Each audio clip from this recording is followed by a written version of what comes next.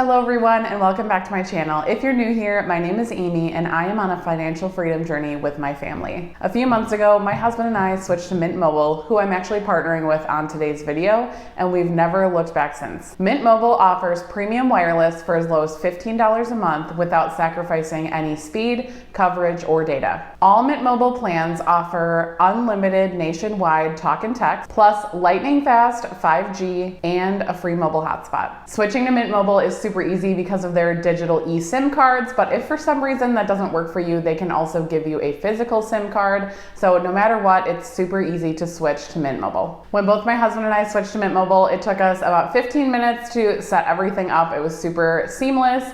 And they have excellent customer service. When I had to set up my phone, I needed help getting my SIM card to transfer, and they were instantly responsive on the chat and they were super helpful to me. And it's always refreshing to have an excellent customer experience. I'm so excited to announce that there is a special offer for my channel viewers going on right now until July 14th. If you use my link, you can get the unlimited plan for only $15 a month.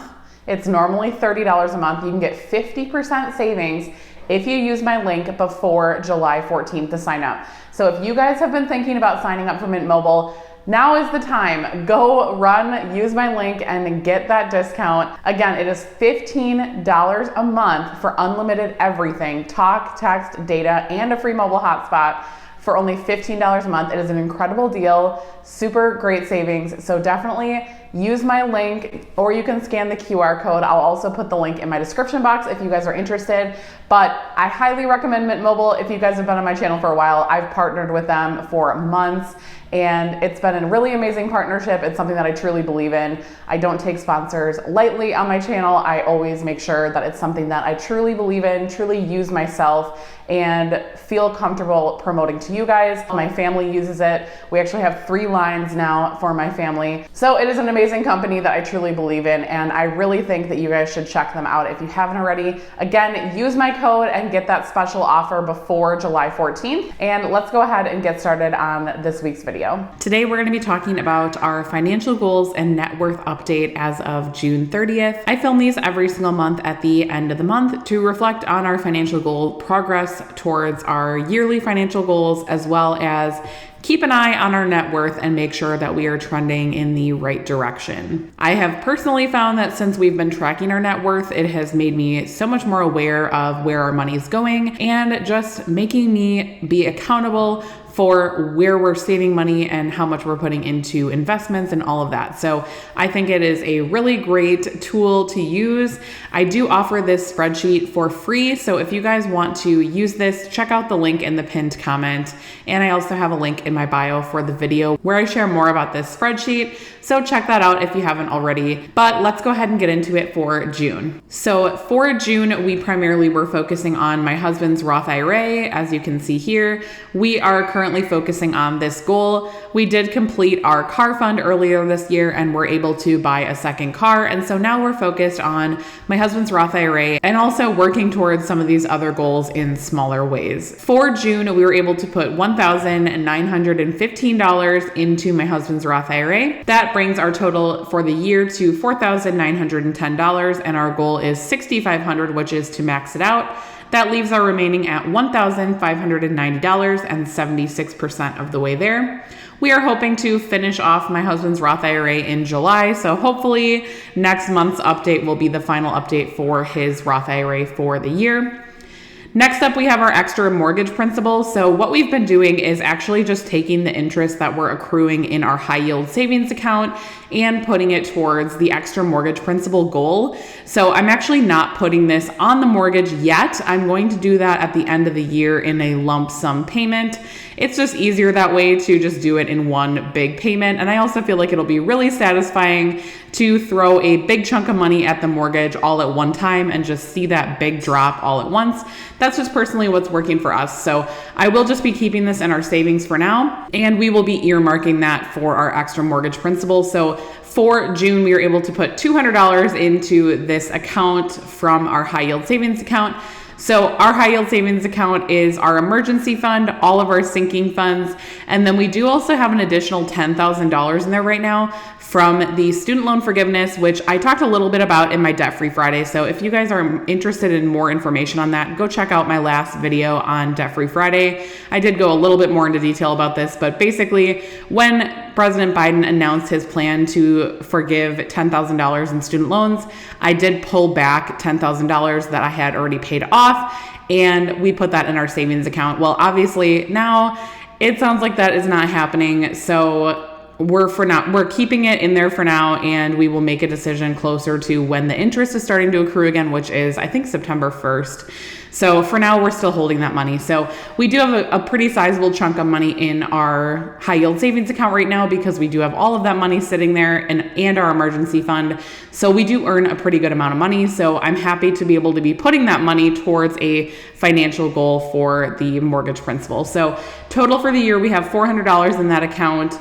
Our goal is $15,000, which is probably a huge stretch for us, but you know, it's fine. I'm hoping we could get maybe closer to like 5,000 to 10,000. You know, if we get anything over that, I will be super happy. But obviously, when I set these goals in the beginning of the year, like we didn't know exactly what was going to be going on with us. And, you know, life has just continued to get incredibly expensive. And yeah, I know you guys know, so I don't really need to go into it that much. But yeah, things are just expensive right now. So our remaining for this goal is $14,600. We're 3% of the way there. So again, we are probably going to be focusing on my Roth IRA next, and then coming back to the mortgage principal at the end of the year. We will still be putting all the interest that we accrue into this extra mortgage principal. So we will still be working towards that goal every single month, but it most likely just isn't going to be like the main priority. We do kind of want to shift to focusing to the investing. So we'll see about that, but definitely stay tuned for like the August and future Debt Free Friday videos for kind of what our plans are next. So we did not put anything into my Roth IRA this month, and we did not put anything into college savings. So we have not put anything for the year into my Roth IRA yet, but again, we're hoping to be focusing on that next. And then we have put $275 into our kids' 529 plans. Again, this is not really a goal. We actually didn't even originally have this as a goal, but I kind of added it just to have a little bit of, just to have it tracked and have an area where if we do put a little bit of money in here, we have the money tracked. So we do have a little bit of money that we've put towards that. So all in all, for June, we were able to put $2,115 into our financial goals.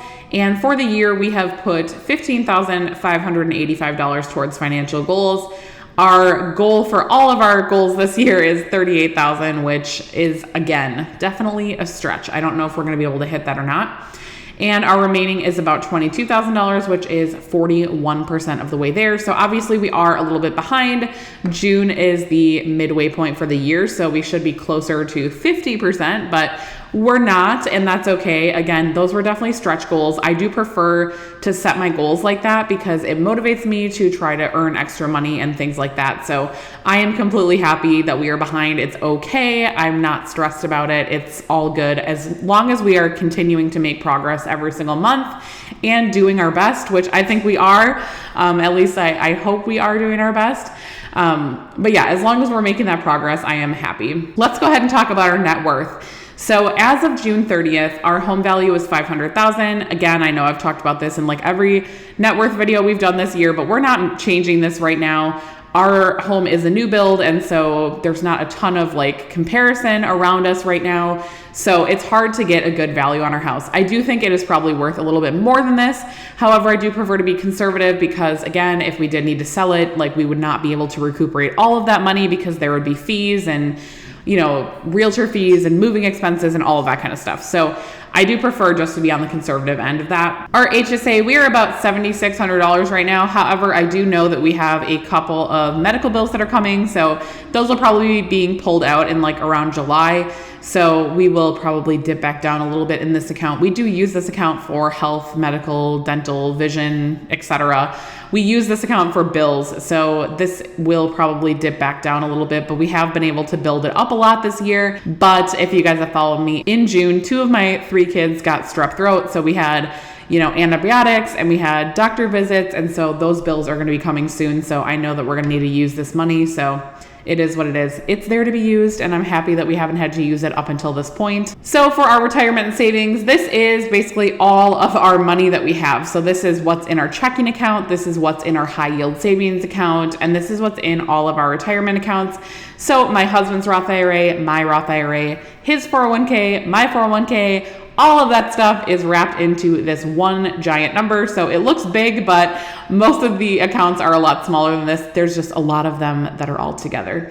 So total for retirement savings this month, we were at $244,000 in our retirement and savings. Next up, we have our brokerage account, which we're at $3,100. I do not typically put money into this account. It's just been earning dividends and increasing with the market. So super happy with that increase this month. So we are at $3,100 in our brokerage account. So the last thing we have for our assets section is our car value, which we are at $20,000. So I did now add in our second car into this. This was not in there last month because we actually bought the car in June. So we are at $20,000 now. Again, we did not buy a super nice car. We bought a 2007 Honda Accord, and yeah, so it's not worth a ton. You know, it's probably worth a little bit more than $3,000, but I thought just having the even $20,000 between the two cars was a fair value. So we now have a 2007 Honda Accord and a 2018 Honda CR-V. We love our Hondas in this house. I don't know, we just always have pretty much gotten Hondas. I used to have a Honda Civic before we got our CR-V, and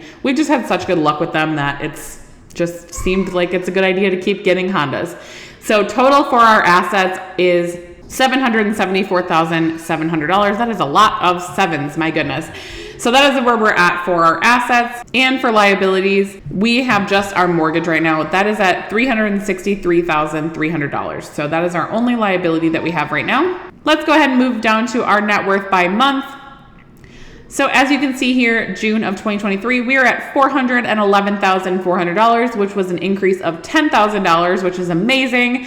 The last few months, we have had really good increases, actually like the majority of this year minus February, but we have had some really awesome increases. I'm so grateful for that. And obviously we know that this won't always happen, but it's always nice when it does happen. And we are always putting money into the market. So even if it's like a flat month, we typically do have a small increase because we are always putting money in and saving money usually too. So that definitely helps. And if you're wondering why this $84,000 is here, that is the month that we sold our house last year. So I know it probably looks crazy, but that is the month that we sold our house. So we had a huge increase because we had definitely undervalued our house a little bit. So we were kind of just recuperating that in our net worth. So that's where we're at right now. And for the year to date, we are up about $46,000, which is amazing.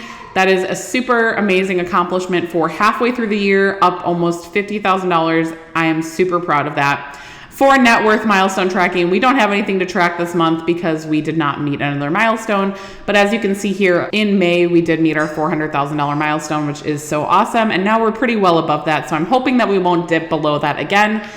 But you never know, the market can be crazy. So that is all I have for this month for our net worth and financial goals update. Again, you guys can get this tracker in my pinned comment and bio. If you guys are interested, it's completely free. All you have to do is download it through Google Sheets or Excel, and you can use it for yourself. I hope you guys have an amazing rest of your week, and I will talk to you on Friday for Debt Free Friday. Bye, guys.